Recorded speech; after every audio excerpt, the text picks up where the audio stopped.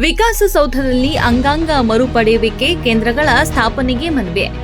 Bengaluru June 24. ರಾಜ್ಯದಲ್ಲಿ ಅಂಗಾಂಗ ಮರುಪಡೆಯುವಿಕೆ ಕೇಂದ್ರಗಳ ಸ್ಥಾಪನೆಗೆ ಸಂಬಂಧಿಸಿ ರಾಷ್ಟ್ರೀಯ ದೇಹಾಂಗ ದಾನ ಜಾಗೃತಿ ಸಮಿತಿಯ ಸದಸ್ಯರು ಆರೋಗ್ಯ ಸಚಿವ ದಿನೇಶ್ ಗುಂಡೂರಾವ್ ಅವರನ್ನ ನಿನ್ನೆ ವಿಕಾಸಸೌಧದಲ್ಲಿ ಭೇಟಿಯಾಗಿ ಮನವಿ ಸಲ್ಲಿಸಿದರು.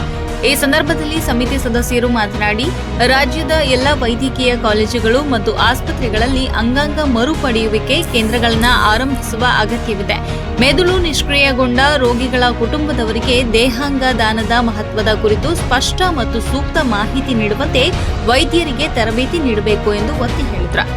ಮೂತ್ರಪಿಂಡ ಮತ್ತು ಯಕೃತ್ ವೈಫಲ್ಯದಿಂದ ಬಳಲುತ್ತಿರುವ ಕಲ್ಯಾಣ ಕರ್ನಾಟಕದ ರೋಗಿಗಳಿಗೆ ದುಬಾರಿ ವೆಚ್ಚದ ಚಿಕಿತ್ಸೆಗಳು ಲಭ್ಯವಾಗದ ಹಿನ್ನೆಲೆಯಲ್ಲಿ ಉಚಿತ ಅಂಗಾಂಗ ಕಸಿ ಚಿಕಿತ್ಸಾ ಕೇಂದ್ರಗಳು ಹಾಗೂ ಐಗಾಟ್ ತರಹದ ವಿಶೇಷ ಘಟಕಗಳನ್ನು ಸ್ಥಾಪಿಸುವಂತೆ ಅವರು ವಿನಂತಿಸಿದರು.